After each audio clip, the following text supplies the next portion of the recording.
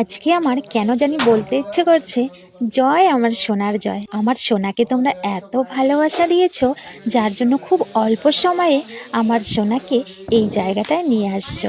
আমার সোনাকে নয়, সোনার মাকেও তোমাদেরকে অসংখ্য অসংখ্য ধন্যবাদ। সারা জীবন এভাবেই আমার সোনার আর সোনার মায়ের পাশে তোমরা থেকো। তোমরা হয়তো জানো না, তোমরা ছাড়া আর সোনা ছাড়া সোনার মায়ের কিন্তু কেউই নেই। তোমরা ভালো থেকো, সুস্থ থেকো। বেশ কিছুদিন থেকে আমাকে শুনতে হচ্ছে, তুমি একজন ভাইরাল মানুষ, তুমি কেন নাইটি পরে ভিডিও করে সোশ্যাল মিডিয়ায় পোস্ট করছো।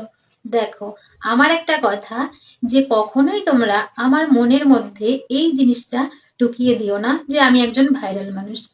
আমি একজন সাধারণ মানুষ, ভাড়া বাড়িতে থাকি, আমার বর রাস্তার ধারে সবজি বিক্রি করে, এটাই আমার পরিচয়। আমাদের কাছে হাত জোর করে আমি ক্ষমা চাইছি যে আমাকে কখনো মানে বলো না যে তুমি নাইটি বাদ দিয়ে সুন্দর করে শাড়ি পরে সেজে গুজে ভিডিও বানাও।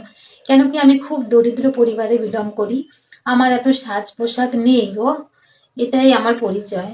যেহেতু আমি সারাদিন যাই করি আমার সোনার জন্য বা সোনাকে নিয়ে, সেগুলো ক্যামেরা বন্দি করে তোমাদের সঙ্গে শেয়ার করি। সেখানে অনেকজন অনেক কিছু বলো, কেউ ভালো কেউ খারাপ, কেউ এ পথে কেউ ও পথে। তো সব কিছু যদি আমি শুনি তাহলে কেমন গুলিয়ে যায়। তো সবারটা না শুনে আমার মনে হয় আমি যেটা করবো বা করছি সেটাই মনে হয় আমি যেটা করছি সেটাই ঠিক, বা আমি যেটা করবো। কমেন্ট আমি দেখি, সবার কমেন্ট ভালোও লাগে পড়তে, কিন্তু সেখানে এক একজন এক এক ধরনের কথাবার্তা আমাকে জানাও। তো সবার কথা তো আমি আর শুনতে পারি না।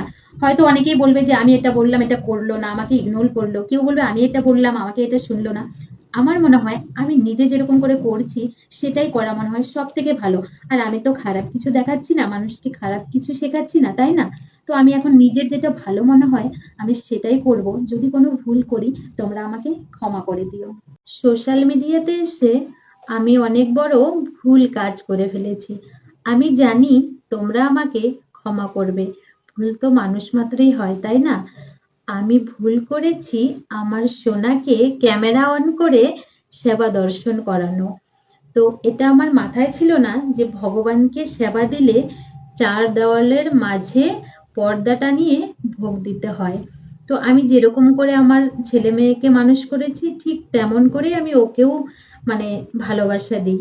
তো ওই কারণেই আমার ভুলটা হয়ে গেছে।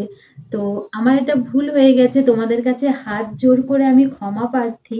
তোমরা আমাকে ক্ষমা করে দিও। এই ভুলটা আমি আর কখনোই করব না। ভগবানকে সেবা অবশ্যই দেব, সেটা পর্দাটা নিয়ে সেবা দেব। আমি কি আয়োজন করছি ভগবানের জন্য সেটা তোমাদের সঙ্গে শেয়ার করব, কিন্তু ভোগ দেওয়ার পরে অবশ্যই আমি পর্দাটা নিয়ে দেব। তোমরা আমাকে ক্ষমা করে দিও। সেই প্যাকেটের রক্ত আদৌ এখন আমি এটা কি খেলাম? জল। এই জিনিসটা এক একজনের কাছে কিন্তু এক এক নামে পরিচিত।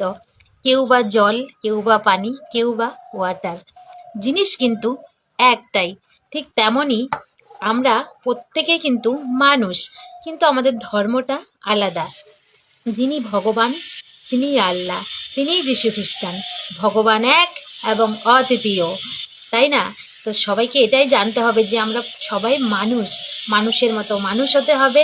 আমাদের সবার শরীরের রক্ত লাল, এটা ভুললে চলবে না। কোনো ধর্মই ছোট নয়, আমরা সবাই মানুষ, সবাই আমরা ঈশ্বরের সন্তান, সবাই আমরা ঈশ্বরের সন্তান, তাই না?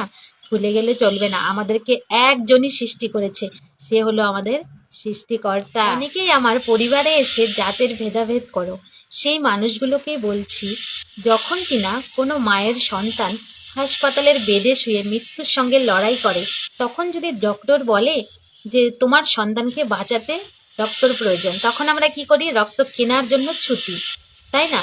তো তখন কি আমরা জানি সেই প্যাকেটের রক্ত আদৌ কি হিন্দুর না মুসলিমের না খ্রিস্টানের? করি না তো।